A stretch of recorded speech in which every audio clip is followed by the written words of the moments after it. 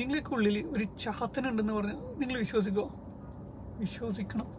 ഞാൻ തെളിയിച്ചിടാം. നിങ്ങളിപ്പോൾ എന്തെങ്കിലും ഒരു കാര്യം ചെയ്യാൻ വേണ്ടിയിരിക്കുകയാണ്. ആ ടൈമിൽ ഉള്ളിൽ നിന്ന് ഒരാൾ ചോദിക്കില്ലേ, ഇതിപ്പം തന്നെ ചെയ്യണോ, കുറച്ച് കഴിഞ്ഞിട്ട് ചെയ്താൽ പോരെ, അല്ലെങ്കിൽ നാളെ ചെയ്താൽ പോരെ എന്നുള്ള ഒരു ചോദ്യം വരാറില്ലേ? ഇനി അല്ലെങ്കിൽ നിങ്ങൾ നിങ്ങളുടെ കംഫർട്ട് സോണൊക്കെ വിട്ടിട്ട് നിങ്ങൾ എന്തെങ്കിലും പുതിയതായിട്ടുള്ളൊരു സ്റ്റെപ്പിലോട്ട്, ഒരു സ്റ്റേജിലോട്ട് പോകണം, അല്ലെങ്കിൽ ജീവിതത്തിൽ എന്തെങ്കിലും ഒരു റിസ്ക് എടുക്കാൻ വേണ്ടി പോകണം. അപ്പോൾ ഈ മുള്ളുന്നൊരു ചോദ്യം ഉണ്ടാവും, ഇങ്ങനെ പോയാൽ പോരെ, ഇതല്ലേ നല്ലത്, വെറുതെ ആവശ്യമില്ലാതെ ഓരോരോ റിസ്ക് ഒക്കെ എടുത്തിട്ട് ഉള്ള കംഫർട്ട് കളയണോ എന്നുള്ളൊരു ചോദ്യം വരാറില്ല. ചാത്തനാണ് ചാത്തൻ, ശരിക്കും പേടിക്കണം. കാര്യം സിമ്പിളാണ്, പറഞ്ഞുതരാം. നമ്മളിത് സൈക്കോളജിക്കൽ ടേമിലൊക്കെ പറയുകയാണെങ്കിൽ ഏതൊരു മനുഷ്യൻ്റെ ഉള്ളിലും രണ്ട് വശങ്ങളുണ്ട്. ഒന്ന് ലോവർ സെൽഫ് എന്ന് പറയും, ഒന്ന് ഹയർ സെൽഫ് എന്ന് പറയും. ഹയർ സെൽഫിനെ നമുക്കൊരു ഏഞ്ചലായിട്ട് കൺസിഡർ ചെയ്യാം. അതായത് നമ്മളെ ഉള്ളിലെ നല്ല വ്യക്തിത്വം, എല്ലാ നല്ല കാര്യങ്ങൾക്കും മുന്നിട്ടിറങ്ങുന്ന നല്ല വ്യക്തിത്വം, അതാണ് ഹയർ സെൽഫ്. അതാണ് എല്ലാവർക്കും വേണ്ടത്.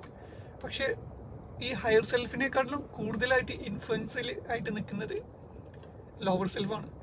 ലോവർ സെൽഫ് എന്ന് പറഞ്ഞാൽ ചാത്തൻ. അതായത് നമ്മൾ എന്തൊരു കാര്യത്തിന് വേണ്ടിയിട്ട് മുന്നോട്ട് ഇറങ്ങുമ്പോഴും നമ്മളെ പിടിച്ചിരുത്തുന്ന, നമ്മളെ കംഫർട്ട് സോണിൽ ഇരുത്തി കളയുന്ന ഒരു സെൽഫാണ്, നമ്മുടെ ഒരു വശമാണ് ലോവർ സെൽഫ് എന്ന് പറയുന്നത്. നമ്മൾ ഏതൊരു കാര്യത്തിന്, നമ്മുടെ ജീവിതത്തിൽ നമ്മൾ എന്തൊരു മാറ്റങ്ങൾക്ക് ആഗ്രഹിക്കുകയാണെങ്കിലും ആ മാറ്റത്തിനൊക്കെ എതിരെ നിൽക്കുന്ന ഒരു വ്യക്തി നമ്മുടെ ഉള്ളിലുള്ള ഈ ചാത്തനാണ്. നമുക്ക് ഈ ചാത്തനെ ഒഴിവാക്കാനോ ഒന്നിനും പറ്റില്ല. പക്ഷേ ഈ ചാത്തൻ്റെ ഇൻഫ്ലുവൻസ് കുറക്കാൻ മാത്രമേ നമുക്ക് പറ്റുള്ളൂ. ഈ ഇൻഫ്ലുവൻസ് കുറച്ച് കഴിഞ്ഞാൽ, അതായത് ഹയർ സെൽഫിൻ്റെ ഇൻഫ്ലുവൻസ് കൂട്ടിക്കഴിഞ്ഞാൽ നമ്മുടെ ജീവിതത്തിൽ നമുക്ക് ചെയ്യാൻ ആഗ്രഹിക്കുന്ന ഒട്ടുമിക്ക കാര്യങ്ങൾ നമുക്ക് നേടിയെടുക്കാൻ പറ്റും. അപ്പോൾ എങ്ങനെയാണ് ഈ ചാത്തനെ ഇൻഫ്ലുവൻസ് കുറക്കുക എന്നുള്ളത് ഒരൊറ്റ ചെറിയൊരു ടെക്നിക്കുള്ളൂ.